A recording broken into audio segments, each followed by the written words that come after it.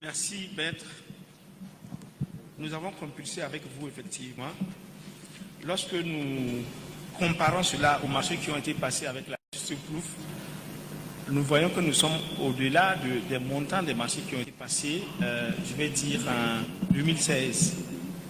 Puisque ça concerne uniquement le carburant, les contrats qui ont été passés en 2016.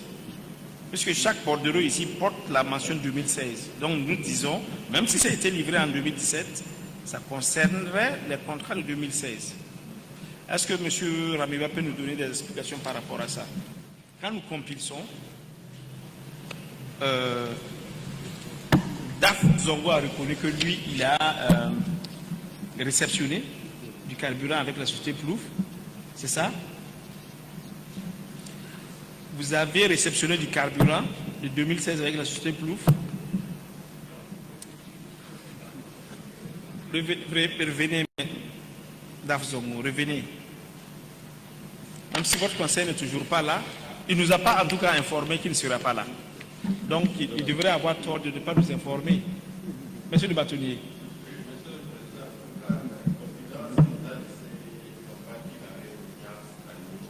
D'accord.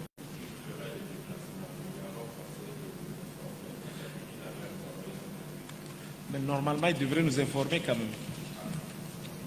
D'accord. Donc, mais comme Daf Zongo vient nous éclairer, je pense que voilà, vous avez reconnu votre signature au bas du bordereau qui a réceptionné du carburant qui porte la mention 2016.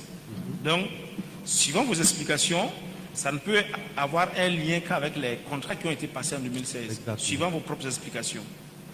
D'un montant de 55 918 700. Exactement. D'accord. Est-ce que les contrats qui ont été passés courant 2016? Oui, c'est le contrat des 40 millions. Oui. Qui tournait autour, si on enlève les charges, c'est autour de 36 millions. Si on enlève les charges? Voilà, c'est autour de 36 millions. Ça est dans la situation que nous avons. D'accord. Donc, là. Maintenant, il y a le contrat de 115 millions. Si on enlève les charges, c'est autour de 106 millions. Donc, c'est cette addition qu'on doit faire pour avoir le montant réel des contrats, des deux contrats. Et je crois que le marché des 40 millions a été exécuté et c'était fini autour du mois de fin juillet, août. Fin juillet ou 2016. Voilà, je crois que... Donc c'est vrai que nous n'avons pas une date ici pour nous préciser, mais en tout cas il y a la mention de 2016 qui est portée.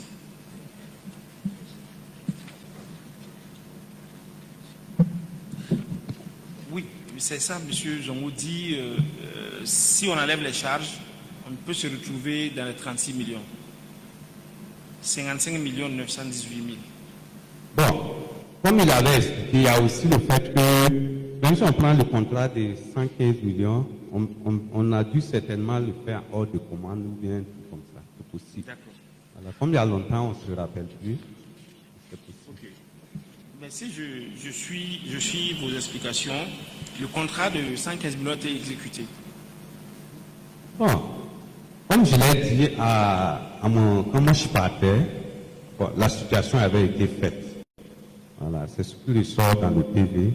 Mais ce n'était pas moi qui gérais réellement le carburant. Donc, pour un DAF, c'était un peu difficile d'avoir une situation exacte pour le carburant. Parce qu'on trouve que le carburant, bon, pour un DAF, le carburant est délégué à la gestion du gestionnaire. C'est un aspect secondaire pour les activités du ministère. Voilà. Madame qui est ministre ici peut confirmer le rôle d'un DAF dans un ministère. Il est au fond du moulin tous les jours. Donc, du coup, au stade actuel, pour savoir exactement, c'est comme ça, c'est comme ça, c'est comme ça, après 10 ans, bon, c'est vous mentir, sincèrement. D'accord. Voilà. Mais, ce que je peux rappeler, si réellement il y avait un esprit de détournement, on a eu un report de 17 millions. On pouvait faire des pièces fictives pour pouvoir rentrer en 2016. Voilà, et puis dépenser ces 17 millions-là tranquillement, et puis remettre à l'ASE, qui allait venir auditer simplement. Mais le pauvre l'a constaté. Voilà. Il n'y a pas eu d'un esprit, en aucun cas il y a eu un esprit de détournement au sein du ministère. Voilà. Peut-être que c'est le changement de DAF. Généralement, quand il y a un changement de DAF, bon, ça crée un flottement.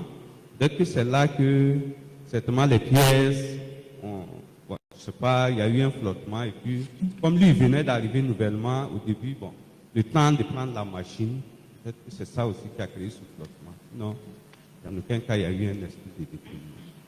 Et quand nous sommes partis à l'audition, devant le juge d'instruction, bah, on ne vous laisse pas, c'est en une journée, en moins d'une journée, c'est une demi-journée que tout s'est passé. 10 ans après, on n'a aucun document devant nous, c'est des questions, il faut répondre. Je me rappelle ce jour-là, Maître Anna Souri Ouattara a même rappelé au juge d'instruction comment vous voulez qu'au stade actuel, quelqu'un qui a géré un grand ministère puisse vous donner avec exactitude, après 10 ans, c'est les chiffres. Puisqu'il insistait sur les chiffres. Bon, c'est un peu difficile. Mais ce que je sais, il n'y a pas eu de détournement. Je le confirme. D'accord. Merci, monsieur Zongo. Vous avez des questions pour monsieur Zongo? Restez à côté.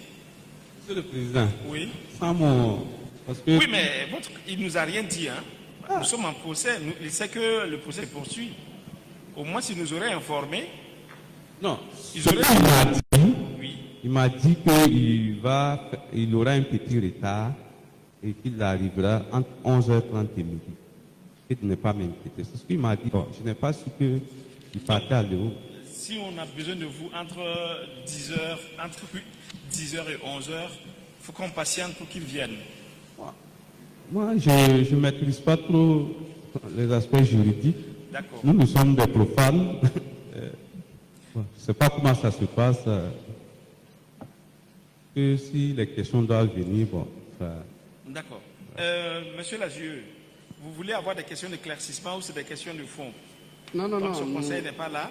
Non, nous n'avons pas de questions pour lui. En fait, on voulait que vous nous permettiez de réagir donc à la logique qui a été développée par Maître Tipambo. Vous pouvez y aller. Ok, merci bien. Et il a fait des développements tout à l'heure et il a fait une sommation donc des montants qui figurent sur les bordereaux de livraison et il est parvenu à la conclusion que il y a un montant total de 124 917 700 francs de carburant qui a été délivré, qui a été plutôt livré au ministère. Et que pour lui, il n'y aurait pas eu de détournement sur le carburant qui a été livré au ministère. Mais on a tous fait le constat ici hier que celle qui était donc chargée de livrer le carburant a reconnu expressément devant tout le monde qu'elle a remis de l'argent à certaines personnes. Je me demande comment l'avocat peut bien faire la sommation des montants qui ont été effectivement remis à certaines personnes, plus donc les bordereaux de livraison, les montants figurant sur les bordereaux de livraison. Quand on fait cette sommation, à quel montant on va parvenir? On se rendra compte qu'on sera à un montant nettement supérieur donc au montant des deux marchés qui ont été conclus avec la société PLUF. Ce que nous pensons, c'est que même les bordereaux de livraison qui ont été énumérés par Maître Tipambo, il y a de l'argent. Ces bordereaux de livraison-là, en réalité, ne correspondent pas à des cartes ou, en tout cas, à des bons qui ont été livrés au ministère. Peut-être qu'on a utilisé donc, on est passé par ces bordereaux de livraison-là, faisant croire que c'est du carburant en bon ou en carte qui a été livré donc au ministère et on a remis de l'argent. C'est ce que nous pensons. Sinon, on ne peut pas, en tout cas, utiliser la logique de Maître Tipambo pour dire qu'effectivement le carburant a été livré, que c'est ce montant. Si on fait ce montant, plus l'argent que Mme Bamba a reconnu avoir remis à certaines personnes, on se retrouve largement à un montant différent, donc, en tout cas, des montants des deux marchés. Donc, convenez avec moi, Monsieur le Président, qu'on ne peut pas suivre et on ne peut pas accepter la logique qui a été développée par Maître Ntipambo tout à l'heure. Merci. Merci. Monsieur le procureur, vous avez la parole pour réagir sur la compilation. Merci, Monsieur le Président. C'est pour effectivement... La parole va vous revenir. Voilà. C'est pour toujours revenir à la conclusion de Maître Willy, qui, pour lui, après avoir fait les additions et les calculs, il n'y a pas eu de détournement par rapport au dernier contrat de 115 millions. Alors, Monsieur le Président, c'est une constance que chacun doit retenir ici. C'est que le DAF Zongo a dit clairement que lorsqu'il partait, au titre du contrat de 115 millions, il restait 106 millions non utilisés. Ça, c'est constant. OK. D'accord. Je pense que le rapport qui nous a été présenté hier, le point de l'année 2017, ce point présentait 17 millions en reliquat de 2016 et pour le contrat de 2017, 106 857 800. Si je me trompe, M. Zongo peut vraiment me rectifier parce que c'est ce que j'ai retenu. Je sais que pour la plupart de ceux qui sont des acteurs, c'est le montant qu'on a retenu. Au titre donc du reliquat de 2016, c'est 17 millions. Maintenant, pour l'exécution du contrat de 115 minutes qui était en cours, le carburant qui restait, c'était 106 857 000. Si vous permettez, si M. Zongo peut venir confirmer. Hein? Oui. Voilà. C'est le montant des 115 millions, déduction faite des charges qui oui, a été mentionné. Effectivement. Donc c'est 106 millions. Voilà. C'est exact. Voilà. Comme ça, et non consommé. C'est juste. D'accord. Si ce n'est pas comme ça, M. Zongo va revenir nous éclairer par rapport à ça. Voilà, donc je précise ça. C'est le montant de déduction faite des charges. Voilà, et pour le premier trimestre de 2016, il y a une consommation de 2017, il y a eu une consommation de 30 526 000. Donc ce qui restait lorsqu'il partait, il avait un reliquat de carburant de 94 151 501 francs CFA. Et dans ce montant-là, il y a le reliquat. Donc pour ce montant, c'est le reliquat et le reliquat du contrat de 115 millions. On est tous d'accord. Même si on estime que la consommation du premier trimestre n'a pas concerné le reliquat, on peut l'enlever. Si on enlève le reliquat, il va rester 76 millions. Donc de façon constante, ce qui reste du contrat de 115 millions, lorsque M. Zongo partait, c'est 76 millions. Là même c'est majoré. J'ai considéré que la consommation du premier trimestre n'a été que sur le contrat de 115 millions. Voilà pourquoi j'ai enlevé sur les 130 millions, sur les 106 millions, la somme de 30 millions. Alors, donc si nous avons des calculs qui nous montrent que le contrat de 115 millions a été intégralement exécuté et consommé en 2016, il y a visiblement un problème. On n'a même pas besoin qu'on nous le dise. Il y a visiblement un problème. Puisque les acteurs qui ont fait le point font ressortir qu'à la fin du premier trimestre 2017, il y avait toujours un reliquat de carburant en ce qui concerne le contrat de 115 millions. Ça, c'est constant. Ce n'est pas contesté. Monsieur Zongo peut le confirmer. Monsieur Pasco Bilet peut le confirmer. Ce sont les États qui le disent. Donc, je suis désolé. Contrairement à la conclusion de Maître Willy, qui dit qu'au regard des décharges, il n'y a pas eu de détournement de carburant, parce que les décharges montrent que les deux contrats de 2016, c'est-à-dire 40 millions et 115 millions, ont été intégralement exécutés et qu'il n'y a pas eu de détournement. Ce n'est pas vrai. Parce que ce n'est pas ce que les États disent et ce n'est pas ce que les acteurs disent. Voilà. Donc, je confirme qu'il est constant. Donc, au titre de l'année 2017, là, pour le contrat de 115 millions, il reste encore un délicat qui dépasse les 76 millions. C'était pour juste vous apporter cette précision, Monsieur le Président. Merci, Monsieur le procureur. La parole à la défense. Si maintenant Tonzipamo veut réagir. Oui, Monsieur le Président, merci pour la parole. Alors, dans tous les cas, nous disons qu'ici, vous êtes l'arbitre. C'est le ministère public qui nous a envoyé ici, sur la base des déclarations d'un repris de justice, sans vous produire les éléments. Et pour se défendre, les pièces dont la sommation vous vient d'être faite là, ce n'est même pas le ministère public qui a apporté ça. Pour dire voilà, je me fonde sur ça pour dire voici il y a eu détournement. Le ministère public vous a produit aucun élément en dehors des déclarations. Alors, le ministère public dit, le témoin d'Ambamba qui est passé ici hier, qui vous a dit qu'il a des trous de mémoire, je me fie à cette déclaration. Mettez de côté les pièces comptables qu'elle a produites. De vous à moi, est-ce que la déclaration est une preuve? Elle vous a apporté ses preuves.